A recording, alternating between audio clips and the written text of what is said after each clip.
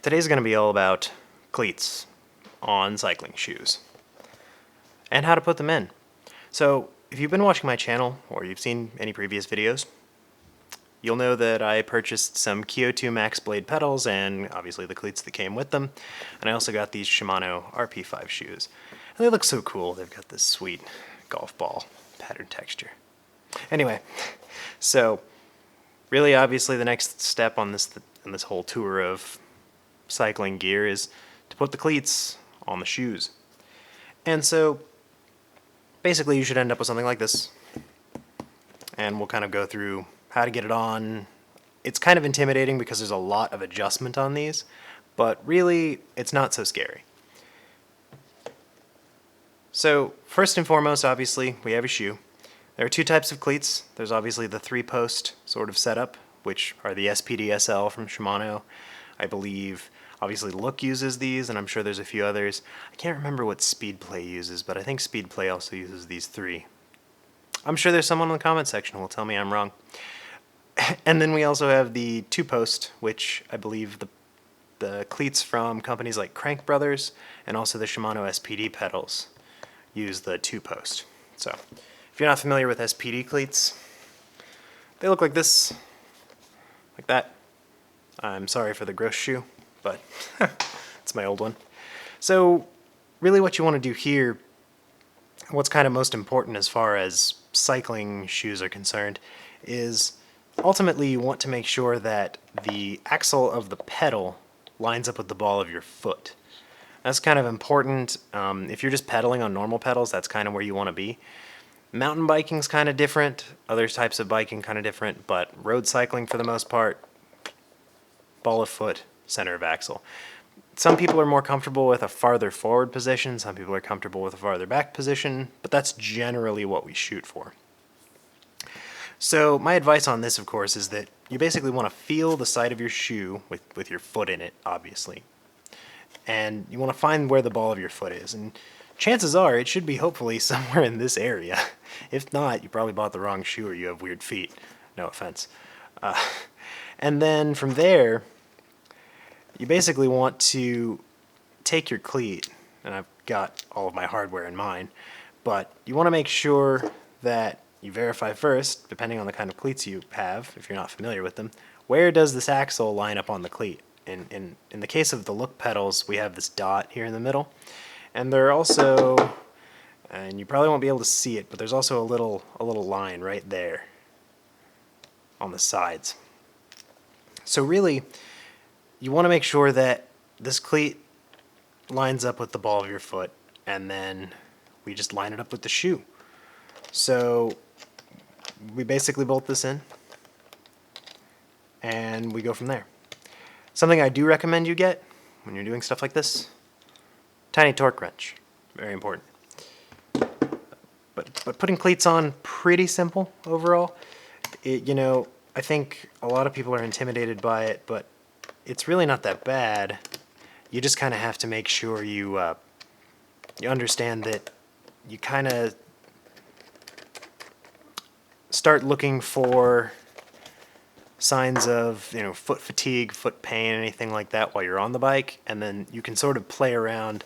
Once you have this on here, you can back off the screws a bit and sort of adjust it. You can see you got nearly half an inch or more of adjustment up and down, and maybe a little bit of adjustment side to side.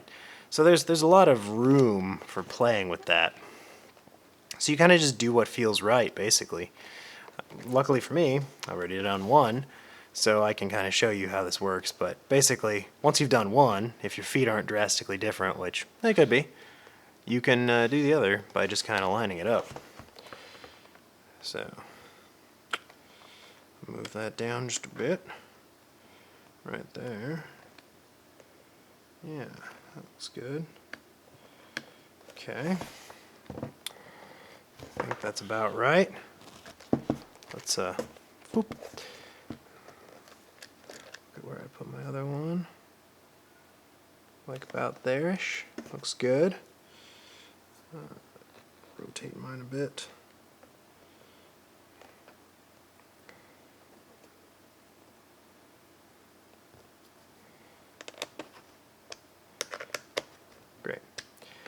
So once you've sort of gotten it in the right position, you just want to kind of bolt it in loosely. Make sure that works for you. I'm just kind of comparing these, making sure they look right. They look right to me. Yeah. Cool. So they're pretty much lined up. If your pedals have a little bit more float to them, side to side, you may not have to worry about getting it exactly right, you know, for various reasons, but you do want to make sure that they're nice and tight. And you kind of want to make sure that if you have a tendency to, you know, sit your foot a certain way, and you know that you sit your foot a certain way on the bike, you can kind of angle these pedals appropriately for that. I'm actually pretty straight on when I ride, so I just kind of line this up with the heel, kind of look through the center. But you know, it's all about what feels good, right? So once you've got these on, if you find that you ride the bike and it feels a little weird, come back, loosen it up, move it around a bit, and sort of compare it. This is where the torque wrench comes into play.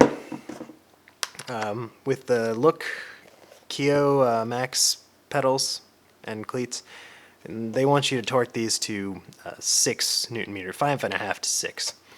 So the torque wrench is like this. You have like a little dial here, and you rotate the handle up and down to get to 6. So I'm setting my torque wrench to 6, and then I am going to put these on.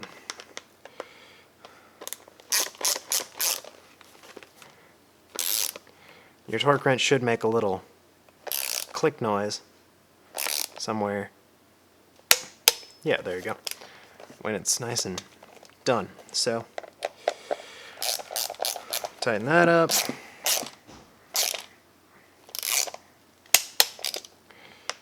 And